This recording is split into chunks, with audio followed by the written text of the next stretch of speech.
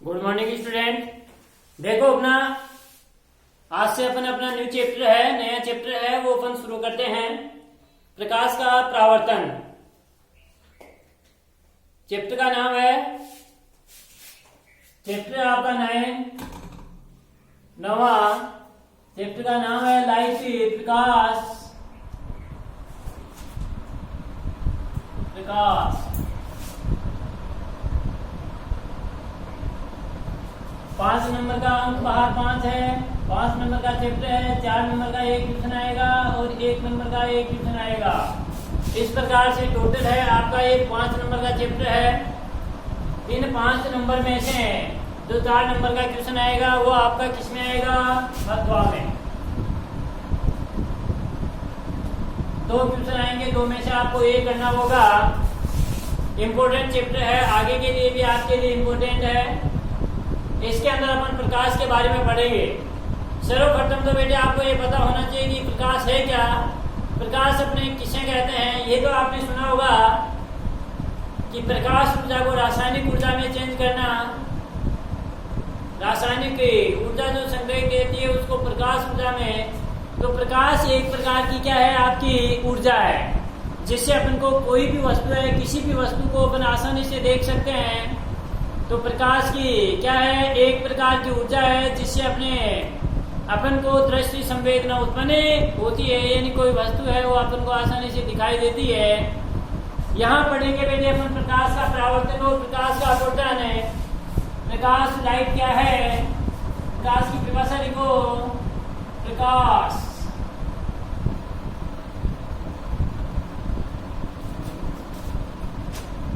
प्रकाश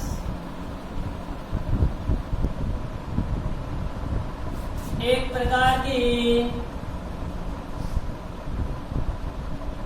ऊर्जा है, जिससे दृष्टि संवेदना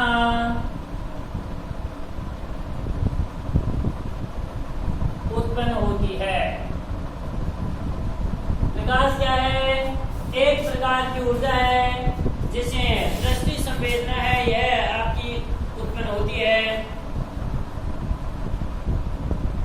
देखो प्रकाश आपका पादप के ऊपर भी गिरता है। पादप अपन सभी जानते हैं, पादप अपना भोजन है, वो भोजन किसके द्वारा बनाते हैं? प्रकाश संश्लेषण की क्रिया के द्वारा भोजन है, पादप है अपना भोजन बनाते हैं। कौन सी क्रिया के द्वारा? प्रकाश संश्लेषण की क्रिया के द्वारा पादप है अपना भोजन बनाते हैं। तो प्रकाश क्या है? प्रकाश एक प्रकार की ऊर्जा है, जिससे अपन को दृष्टि संवेदना उत्पन्न होती है। यहाँ इस चैप्टर के अंदर इम्पोर्टेंट चैप्टर है, अपन पढ़ेंगे प्रकाश का परावर्तन और प्रकाश का अपवर्तन। बेटे आपने देखा होगा प्रकाश सामान्य तौर के ऊपर आता है। जब किसी भी वस्तु के ऊपर प्रकाश होता है तो वस्तु क्या करती है? चमक उत्पन्न करती है, नहीं करती है क्या? अपन एक कुआं होता है, खूब गहराई होती है उसके ऊपर ग्लास लेते हैं, एक दर्पण लेते हैं और दर्पण के द्वारा उसमें अंदर फोकस करते हैं, अपन करते हैं ना। तो फोकस काफी गहराई तक यानी उसके पैंदे तक चला जाता है। किसके कारण जाता है? परावर्तन के कारण। यानी प्रकाश की किरण आई एक माध्यम के द्वारा। एक ये यहाँ क्या अपन खड़े हैं इस क्लासरूम के अंदर माध्यम है या नहीं है? माध्यम है। कौन सा माध्यम है बेटे? वायु माध्यम है, एयर माध्यम है। जब एक एयर माध्यम है, दूसरा आपका ठोस माध्यम 2 होते हैं। माध्यम कितने हैं? 2। एक होता है कौन सा? विरल माध्यम। कौन सा माध्यम? विरल माध्यम। और दूसरा होता है आपका सघन माध्यम। विरल माध्यम किसे कहते हैं? वह माध्यम जिसमें पदार्थ के कण बहुत ज्यादा दूर दूर होते हैं। वह माध्यम जिसमें पदार्थ के कण क्या होते हैं? दूर दूर होते हैं, तो उसको तो कौन सा? विरल माध्यम। और वह माध्यम जिसमें पदार्थ के कण क्या होते हैं? पास होते हैं, नजदीक होते हैं, तो उसे क्या कहते हैं? सघन माध्यम। अब बेटे मेरे को आप बताओ, ये एक है या आपका ये इसके अंदर है, इसमें तो कौन सा माध्यम है? एयर माध्यम है, वायु माध्यम है। ये ये कोई बीकर है, इसके अंदर जल है। ये कौन सा माध्यम है? लिक्विड माध्यम है, द्रव माध्यम है। और ये क्या है आपकी कांच की सिल्ली है। ये कांच की सिल्ली कौन सा माध्यम है? सॉलिड माध्यम है, ठोस माध्यम है। समझ में आ गई बात? वायु माध्यम, इनमें मेरे को तीनों के अंदर आप बताओ बेटे कि कौन सा विरल माध्यम है और कौन सा सघन माध्यम है। इन तीनों में से विरल माध्यम कौन सा है? वायु। क्योंकि वायु और विरल माध्यम किसे कहते हैं? जिसमें पदार्थ के कण बहुत ज्यादा दूर दूर। तो वायु माध्यम, वायु के अंदर तो पदार्थ के कण बहुत दूर दूर होंगे। एक माध्यम है तो इसके अंदर तो द्रव्य माध्यम होगा, तो उससे वायु के बजाय द्रव्य माध्यम में पदार्थ के कण और ज्यादा नजदीक होते हैं। द्रव्य लिक्विड माध्यम है, इसमें पदार्थ के कण पास पास हैं।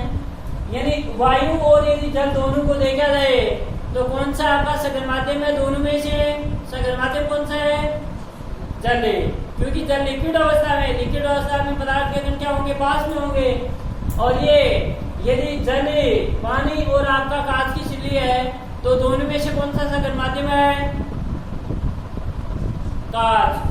कांच की सिल्ली तो क्या है? ठोस है। तो ठोस में तो पदार्थ के कण बिल्कुल एक दूसरे से क्या रहते हैं? आपके चिपके हुए रहते हैं। तो चिपके हुए होंगे तो इसमें पदार्थ के कण कम दूरी के ऊपर होंगे, इसलिए ठोस माध्यम है। यह आपका सर्वाधिक सघन माध्यम है। सबसे विरल माध्यम कौन सा है? वायु। अब यदि जल और कांच की सिल्ली में से आपको कह दिया जाए कि विरल माध्यम कौन सा इनमें से है, तो कौन सा होगा? विरल माध्यम कौन सा इनमें से? भाई कांच की सिल्ली या जल में से विरल कौन सा है? जल। क्योंकि जल में कांच के बजाय क्या है? पदार्थ के कण दूर दूर है। समझ में आ गया? लेकिन ऐसे जल और वायु में से कौन सा विरल माध्यम है? वायु। जल और वायु में से आपका कौन सा सघन माध्यम है? जल। तो पदार्थ के कण चलेंगे वो बेटे किसके द्वारा चलेंगे? गमन किसके द्वारा करेंगे? माध्यम के द्वारा। माध्यम के द्वारा तो प्रकाश का अपन इसके अंदर पढ़ेंगे। प्रकाश का अपवर्तन और प्रकाश का परावर्तन। पहला है बेटे प्रकाश का परावर्तन होगा। प्रकाश का अपन परावर्तन पढ़ेंगे बेटे दर्पण में। ध्यान देने की बात है। प्रकाश का परावर्तन किसमें पढ़ेंगे अपने? दर्पण में। दर्पण किसे कहते हैं? कोई भी कांच है और उस कांच का कोई कटा हुआ भाग है, उस कटे हुए भाग पर यदि एक तरफ अपन क्या कर दी जाए? पॉलिश कर दी जाए तो वह आपका दर्पण होगा। आपने देखा होगा सुबह सुबह आप अपना चेहरा देखते हैं, जिसके अंदर आप सामान्य तौर के ऊपर आप बोलते हो बेटे कांच। उसको कांच जो आप चेहरा देखते हो उसको क्या बोलते हो? आप कांच बोलते हो। उस कांच को आपने देखा होगा, कभी आपने देखा हो तो उस कांच के जो कांच आपका है उसको आप उतार के देखेंगे, जो कवर उसका होता है तो उसके एक तरफ क्या होती है? पॉलिश सी की हुई होती है। एक तरफ बिल्कुल प्लेन, जिधर से आप अपना चेहरा देखोगे तो चेहरा आपको दिखाई देगा, और दूसरी तरफ इसके ऊपर आपकी पॉलिश सी की हुई होती है। जो बेटे आपकी पॉलिश है उस पॉलिश को यदि आप देखना, यदि कोई टूटा हुआ टुकड़ा आपको मिल जाए तो आप अपने पॉलिश को उतार देना। जब आप अपने सामान्य तौर के आप अपने नाखून से भी यदि उसको कुरोचने की कोशिश करोगे तो भी वो उतर जाएगी। उसको उतार के जब आप अपना चेहरा देखोगे तो क्या आपको अपना चेहरा दिखाई देगा? नहीं दिखाई देगा। क्यों नहीं दिखाई देगा? क्योंकि उसके बाद में जैसे आपने पॉलिश को बेटे उतार दी है, उसके बाद में आपको अपना चेहरा आपको दिखाई नहीं देगा। क्यों नहीं दिखाई देगा? उसका कारण क्या है? उसका कारण बेटे एक ही है। एक ही क्या है? क्योंकि पहले जब पॉलिश की हुई थी उस समय प्रकाश का क्या हो रहा था? परावर्तन हो रहा था। और पॉलिश जब उतार दिए यानी प्रकाश चेहरे से निकलने वाली जो प्रकाश की किरण आई, पॉलिश की हुई थी यानी परावर्तक पॉलिश की हुई थी, जिसके कारण से प्रकाश की किरण अब इस वायु माध्यम से गमन करके गई, वापस उसी माध्यम में आ गई, जिसके कारण से अपना चेहरा दिखाई दिया। जब पॉलिश अपने उतार दी तो चेहरे से निकलने वाली प्रकाश की किरण गई। अब वो तो क्या हो गया? पारदर्शी हो गया ना। पॉलिश उतार दी तो प्रकाश की किरण इस माध्यम को पार करके अगले माध्यम में चलेगी। वहां पर पॉलिश उतारने के बाद में प्रकाश का परावर्तन न होकर के प्रकाश का अपवर्तन हो जाता है, और अपवर्तन होने के कारण से अपना चेहरा अपनो दिखाई नहीं देता है। इसलिए दर्पण किसे कहते हैं? कांच का कोई भी कटा हुआ भाग है, कांच के कटे भाग पर जब एक तरफ अपने पॉलिश कर दी जाए, जिसको अपन रजत पॉलिश कहते हैं, तो उसे क्या कहते हैं? अपन दर्पण कहेंगे। और प्रकाश का परावर्तन अपन पढ़ेंगे मेरे दर्पण में। प्रकाश का परावर्तन किस में पढ़ेंगे? दर्पण में। प्रकाश का अपवर्तन अपन किस में पढ़ेंगे? लेंस में। तो इम्पोर्टेंट चीज यहाँ पर निकल के आई है। दर्पण किसे कहते हैं? ये देखो कांच का कटा हुआ भाग है, इस कांच के कटे हुए भाग पर मैंने एक तरफ ये अपने पॉलिश कर दी है।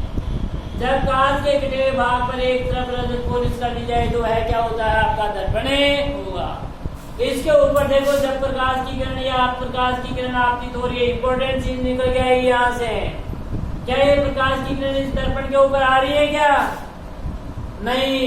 जब तक अपन इसके तीर का चिन्ह नहीं लगाएंगे, एरो का चिन्ह नहीं लगाएंगे, तब तक अपन को कोई पता नहीं है कि आपतित कौन सी है। आपतित प्रकाश की किरण कौन सी कहते हैं? किसे कहते हैं? वह प्रकाश की किरण जो दर्पण के ऊपर आती है, उसको आने वाली प्रकाश की किरण को आपतित किरण कहते हैं। और परावर्तन के बाद जो वापस लौट के जाती है, उसको अपन परावर्तित किरण कहते हैं। तो आपतित किरण किसे कहते हैं? दर्पण पर आने वाली किरण को तो आपतित है। अब ये क्या आ रही है? क्या आ रही है? इसका पता है अपन को? नहीं पता है। कब पता चलेगा? जब अपन इसके तीर का चिन्ह लगाएंगे, एरो का चिन्ह लगाएंगे। अब ये एरो का चिन्ह ये इधर लगाते, ये कौन सी होगी बेटे? आपतित होगी। यहाँ पर इसका परावर्तन होगा, और परावर्तन के बाद वापस ये अपनी उसी माध्यम में लौट के चलेगी। ये किरण क्या कहलाती है? परावर्तित किरण कहलाती है। कौन सी किरण कहलाती है बेटे? जहां पर ये दोनों आपतित और परावर्तित किरण है, यहाँ पर ये क्या है? आपका सीधा अभिलंब। देखो बात एक और निकल के आती है। ये आपतित किरण है, ये परावर्तित किरण है, ये क्या है बेटे? अभिलंब। क्या है? अभिलंब। यहाँ पर दो कोण निकल के आते हैं बेटे। जो आपतित किरण है, आपतित किरण और अभिलंब के मध्य जो कोण बनता है, उसको हम कौन सा कोण कहते हैं? ये आपतित किरण और अभिलंब के मध्य बनने वाला कोण क्या कहलाता है? आपतन कोण कहलाता है। कौन सा कोण कहलाता है? आपतन कोण कहलाता है। बेटे परावर्तित किरण और अभिलंब के मध्य जो कोण बनेगा, उसको कौन सा कोण कहते हैं? परावर्तन कोण कहते हैं। कौन सा कोण कहते हैं? परावर्तन कोण कहते हैं। आपतन कोण को कोण आई के द्वारा अपन प्रदर्शित करेंगे, और परावर्तन कोण को कोण आर के द्वारा अपन इंगित करेंगे। यहाँ से देखो एक ने आपके और निकल के आती है, जिसके अंदर है कि प्रकाश का परावर्तन के नियम। क्वेश्चन पूछा जाता है कि प्रकाश के परावर्तन के नियम लिखिए, तो प्रकाश के परावर्तन के नियम भी आते हैं। देखो बेटे, ये कौन सी किरण बताई मैंने? आपतित किरण बताई। ये कौन सा क्या है? अभिलंब है। और ये क्या है? आपका परावर्तित किरण है। आपतित किरण, परावर्तित किरण और अभिलंब, ये तीनों क्या होते हैं? आपके एक ही बिंदु पर स्थित होते हैं। देख लो, तीनों एक बिंदु पे है ना, समतल बिंदु के ऊपर स्थित है। तो पहला नियम भी यही है। आपतित किरण, परावर्तित किरण और अभिलंब तीनों एक बिंदु पर स्थित होते हैं। सेकंड नेम आपको सामने दिख रहा है बेटे। क्या दिख रहा है? देखो, आपतित किरण और अभिलंब के मध्य बना कोण आपतन कोण, परावर्तित किरण और अभिलंब के मध्य बना कोण परावर्तन कोण। आपतन कोण और परावर्तन कोण दोनों के मान क्या होते हैं? समान होते हैं, बराबर होते हैं बेटे। आपतन कोण का मान यदि 30 डिग्री है, ये तो इसका भी क्या होगा? यदि आपतन कोण का मान यदि 30 डिग्री है, तो परावर्तन कोण का मान भी कितना होगा? 30 डिग्री होगा। आपतन कोण का मान यदि 45 डिग्री है, तो परावर्तन कोण का मान भी कितना होगा बेटे? 45 डिग्री होगा। यानी आपतन कोण और परावर्तन कोण दोनों के मान क्या होते हैं? समान रहते हैं, अपरिवर्तित रहते हैं। दोनों के मान जितना आपतन कोण होगा उतना ही क्या होगा? यानी जितने कोण से प्रकाश की किरण आपतित होती है, दर्पण पर परावर्तन के बाद उतने ही कोण से क्या हो जाती है, वह परावर्तित हो जाती है। समझ में आ गई बात। इसके बाद में है प्रकाश के परावर्तन के प्रकार। प्रकाश का परावर्तन बेटे दो प्रकार से होता है, एक आपका समतल परावर्तन और दूसरा आपका विस्तृत परावर्तन। यानी जब कोई प्रकाश की किरण किसी समतल पृष्ठ पर आपतित होती है ना, तो वह परावर्तन के बाद परावर्तित किरण निश्चित दिशाओं के अंदर परावर्तित हो जाती है। विस्तृत परावर्तन यानी जब कोई प्रकाश की किरण है, यह आपका खुरदरा तल है, किसी खुरदरे पृष्ठ के ऊपर यदि आपतित होती है, ये खुरदरा पृष्ठ है, इसके इस तरफ नजर पुलिस कर दी, खुरदरे पृष्ठ के ऊपर आपतित होती है, तो ये परावर्तन के बाद ये देखो भिन्न भिन्न दिशाओं के अंदर क्या हो जाती है, परावर्तित हो जाती है। अब आपके दिमाग के अंदर आ रहा होगा, देखो ये खुरदरा तल था, इसके ऊपर ये आपतित किरण है और ये परावर्तित किरण, ये क्या है विलंब। यहाँ पर जो कोण बना है, कौन सा कोण बना बेटे, आपतन कोण, और यहाँ पर बना ये परावर्तन कोण। तो बेटे क्या है, यानी आपतन कोण और परावर्तन कोण दोनों के मान में किस प्रकार से परिवर्तन होता है। जो आपतन कोण और परावर्तन कोण है, इसमें देखो, इसमें तो दोनों के मान बराबर बराबर हैं, और इसमें देखो ये आपतन कोण का मान ज्यादा है ना, और परावर्तन कोण का मान कम है। इसमें देखो इसका मान कम है और इसका ज्यादा है। तो यानी परावर्तित किरण यदि भिन्न भिन्न दिशाओं में परावर्तित होती है, तो इसको तो क्या कहते हैं अपन, विस्तृत परावर्तन, और इसको समतल परावर्तन कहते हैं। ये थे परावर्तन के दो प्रकार। अब यही अपन पढ़ेंगे, यहाँ अपन पढ़ेंगे प्रकाश का, अब देखो प्रकाश का परावर्तन। इंपॉर्टेंट चैप्टर है, समझने वाला चैप्टर है, ध्यान से सुनोगे, आराम से आगे भी आपके काम में आने वाला चैप्टर है। प्रकाश का परावर्तन।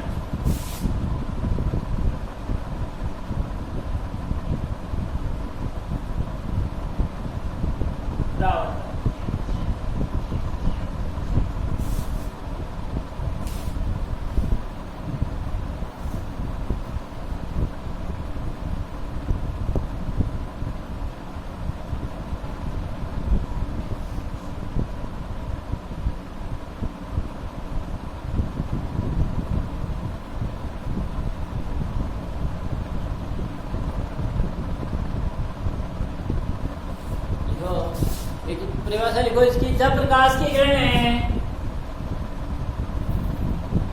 जब प्रकाश की किरण है,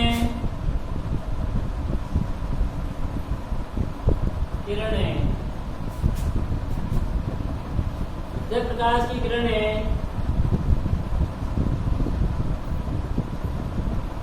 किसी एक माध्यम से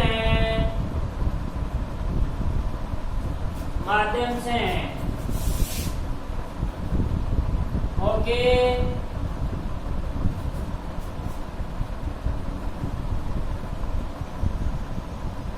दूसरे माध्यम से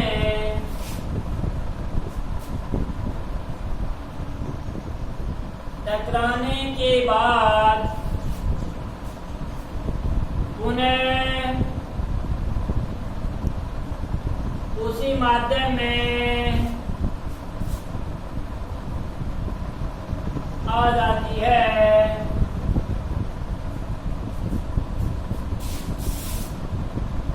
तो इसे प्रकाश का परावर्तन कहते हैं।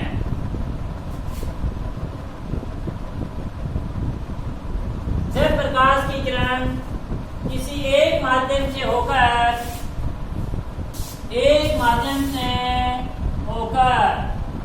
दूसरे माध्यम से टकराने के बाद पुनः उसी माध्यम में आ जाती है, यानी पहले वाले माध्यम में बेटे आ जाती है, तो इसे अपन क्या कहते हैं, प्रकाश का परावर्तन कहते हैं।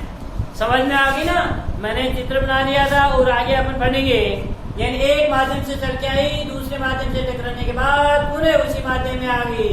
जैसे मैंने चेहरे का एग्जाम्पल दिया, चेहरा जब आप देख करके आते हो तो चेहरे से निकलने वाली किरण दूसरा माध्यम कहा था सामने, उसे टकराई, टकराने के बाद वापस उसी माध्यम में आ गई। जिस माध्यम से गई थी वायु माध्यम से गई, उसी माध्यम में वापस आ गई। इसीलिए इसको क्या कहते हैं? प्रकाश का परावर्तन कहते हैं। प्रकाश का परावर्तन निम्न दो प्रकार का होता है। प्रकाश के परावर्तन के प्रकार, प्रकाश के परावर्तन के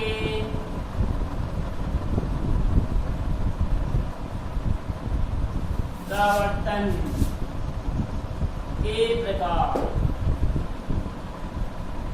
प्रकाश का परावर्तन है इसके निम्न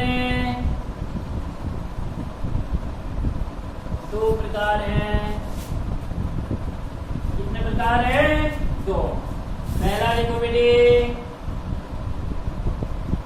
नियमित रेगुलर, नियमित परावर्तन,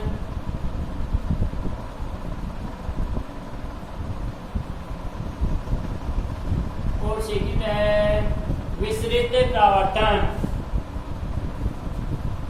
विस्तृत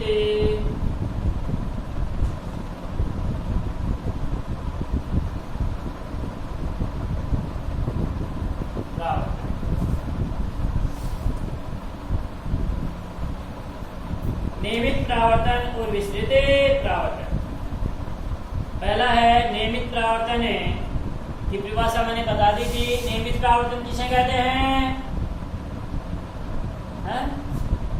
वह परावर्तन जिसमें प्रकाश की किरण जब समतल पृष्ठ पर आपतित होती है तो परावर्तन के बाद वह समान दिशाओं में, एक समान दिशाओं में परावर्तित होती है, तो उसको क्या कहते हैं? नियमित परावर्तन कहते हैं।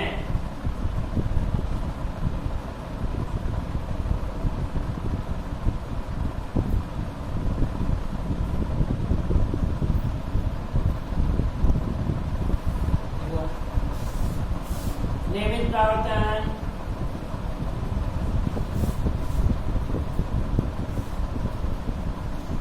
जब प्रकाश की किरण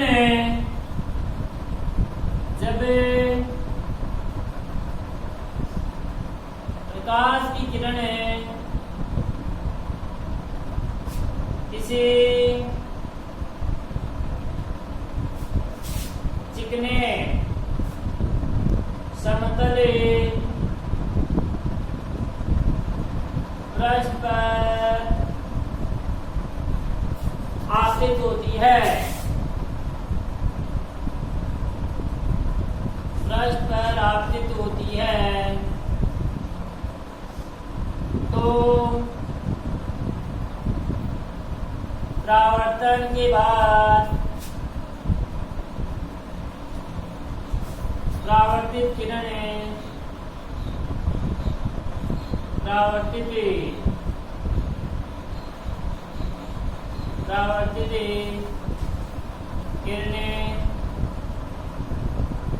निश्चित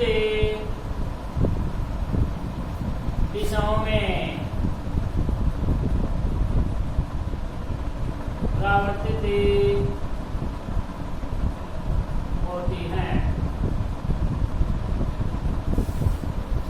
परावर्तित के बाद परावर्तित किरणें निश्चित दिशाओं में परावर्तित होती हैं, तो इसे नियमित परावर्तन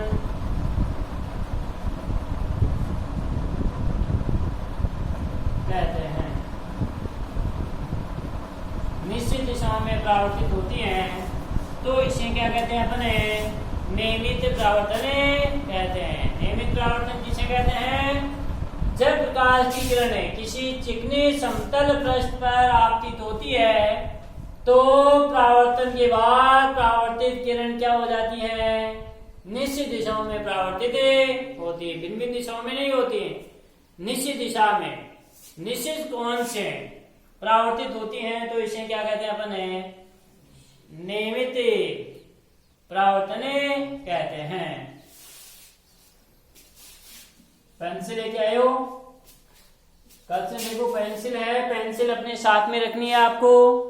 जो भी किरण चित्र बनाए जाएंगे वो सभी आपको पेंसिल भी साथ में रखनी है, स्केल भी साथ में रखना है, उसकी सहायता से आपको बनाने हैं।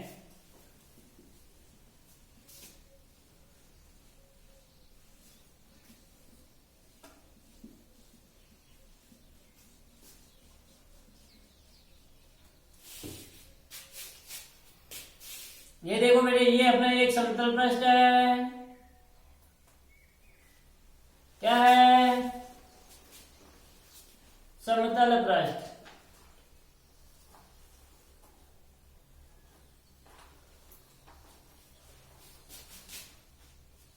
समतल पृष्ठ। क्या अभी ये दर्पण है क्या? नहीं होगा। कब होगा दर्पण? जब अपन इसके एक तरफ क्या करेंगे, रजत पॉलिश। ये इसके मैंने क्या कर दिया है, रजत पॉलिश कर दी।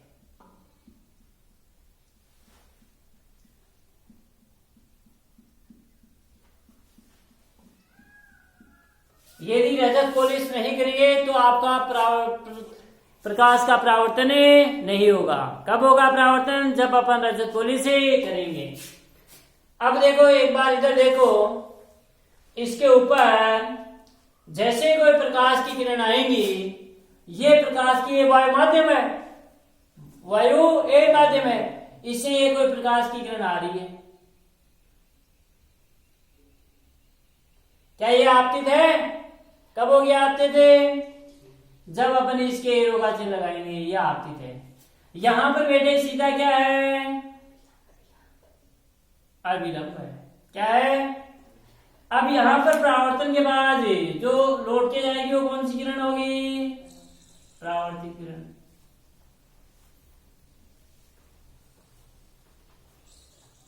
ये परावर्तित, समझ में आ गई? ये यहां पर क्या है, मैंने भी बोला था आपतन कोण आई, और यहां पर परावर्तन कोण आर। देखो, इसमें जितने भी प्रकाश की किरण आती हैं वो सदैव समान दिशाओं के अंदर क्या हो जाती हैं, निश्चित दिशाओं में परावर्तित होंगी। और जितने भी आती हैं ये आई, ये यहां पर आपका क्या है, अभिलंब है। यहां इसका परावर्तन हुआ, और परावर्तन के बाद ये परावर्तित किरण। फिर ये कितने ही आती है, चाहे अनंत आती हैं, जो भी आती हैं, लेकिन परावर्तन के बाद निश्चित दिशाओं के अंदर क्या हो जाती है, परावर्तित होंगी।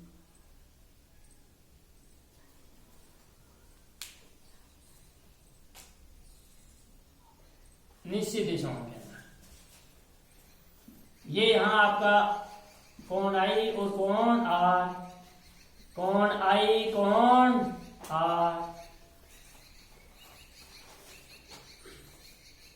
इधर ध्यान दो, इसमें देखो आपतन कोण और परावर्तन कोण के मान क्या हो रहे हैं बेटे, समान हो रहे हैं ना। तो परावर्तन के बाद परावर्तित किरण निश्चित दिशाओं में परावर्तित हो रही है ना। देखो इतनी, ये भी इधर ही, ये भी इधर ही, ये भी इधर ही, निश्चित दिशा है ना। इसीलिए इसको क्या कहते हैं अपने, नियमित परावर्तन कहते हैं। कौन सा परावर्तन कहते हैं? नियमित परावर्तन कहते हैं। बना लो,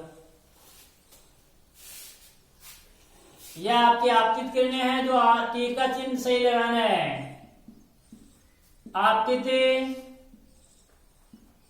किरणें, और ये जो धारे हैं वो क्या है, परावर्तित किरण।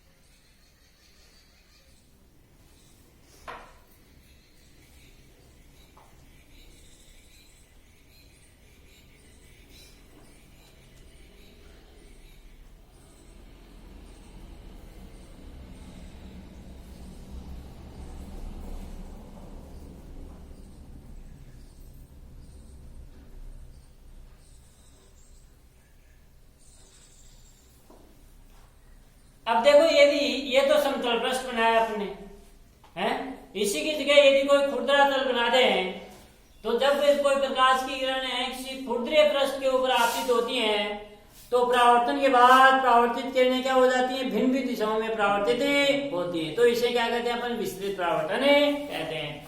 सीखिए, लिखो बेटे, विस्तृत परावर्तन।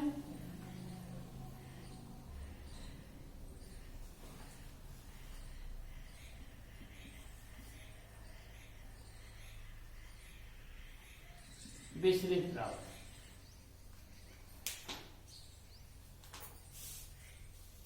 देखो, जब कोई प्रकाश की किरणें, जब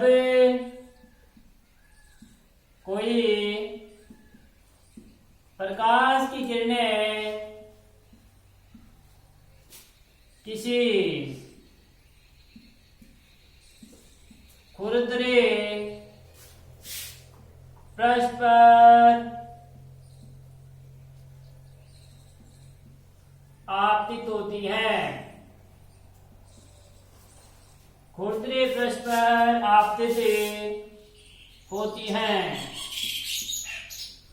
तो परावर्तन के बाद ये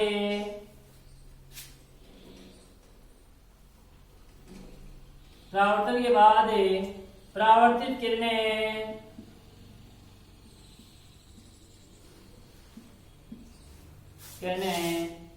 भिन्न भिन्न दिशाओं में परावर्तित हो जाती हैं। इसे ही विस्तृत परावर्तन कहते हैं। परावर्तित किरणें हैं वो आपके भिन्न भिन्न दिशाओं में परावर्तित हो जाती हैं, तो इसे अपन क्या कहते हैं बेटे, विस्तृत परावर्तन कहते हैं। जब कोई प्रकाश की किरणें किसी खुरदरे पृष्ठ पर आपतित होती हैं, तो परावर्तन के बाद ये परावर्तित किरणें, परावर्तन के बाद ये रखा देना, परावर्तित किरणें भिन्न भिन्न दिशाओं में परावर्तित हो जाती हैं, तो इसे ही अपन क्या कहते हैं बेटे, विस्तृत परावर्तन कहते हैं। जब किसी खुरदरे पृष्ठ के ऊपर आपतित होती है, तो अब ये तो देखो अपने एक समतल पृष्ठ बनाया था, अब बनाएंगे कि खुरदरे पृष्ठ।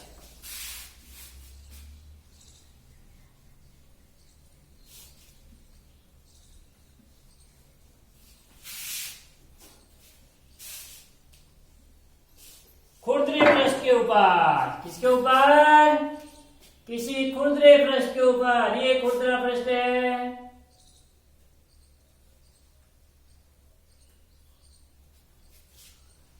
इसके एक तरफ क्या करेंगे बेटे, रजत पॉलिश करेंगे, इसके एक तरफ ये अपने रजत पॉलिश कर दी है, तो यह आपका क्या हो गया बेटे, दर्पण हो गया है। और जब इस खुरदरे पृष्ठ के ऊपर कोई प्रकाश की किरणें हैं, वो आपके आपतित होंगे, तो यह भिन्न भिन्न दिशाओं के अंदर परावर्तित होंगी। इसके ऊपर ये देखो, ये प्रकाश की किरण आ रही है, ये यहां क्या है, अविलंब है, ये आपतित है, ये परावर्तित है। इस प्रकार से दूसरी है, यह विलंब है,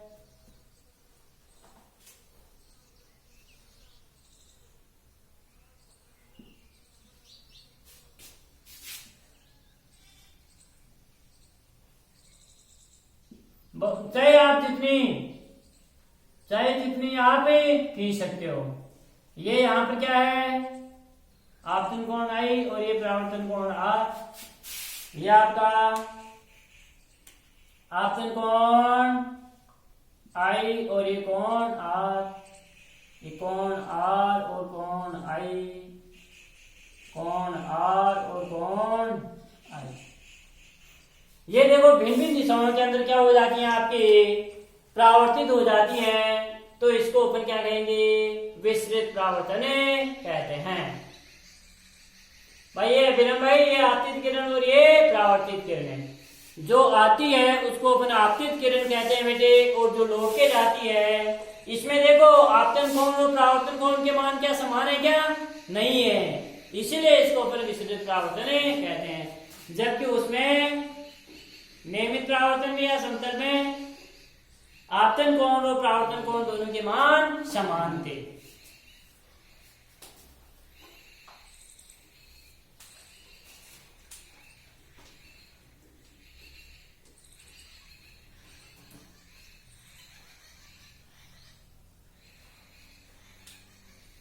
ये माध्यम फर्स्ट है और ये माध्यम क्या है, सेकंड। भाई एक माध्यम से ये दूसरे माध्यम के ऊपर आ रहे हैं, तो इसके ऊपर टकराने के बाद पुनः उसी माध्यम में ये दी जाती हैं, तो इसे तो अपने प्रकाश का परावर्तन कहा था। अगला है प्रकाश, ये परावर्तन के नियम, प्रकाश के परावर्तन के नियम जो अभी बताए, दो नियम है। पहला नियम है बेटे आपतित किरण, अभिलंब और ये परावर्तित किरण तीनों एक ही तल पर स्थित होते हैं। देखो दूसरा नियम क्या बताया, आपतन कोण और परावर्तन कोण दोनों के मान समान रहते हैं, अर्थात दोनों के मान अपरिवर्तित रहते हैं। इसको है वो अपन कल के कालांश के अंदर पढ़ेंगे। Thank you.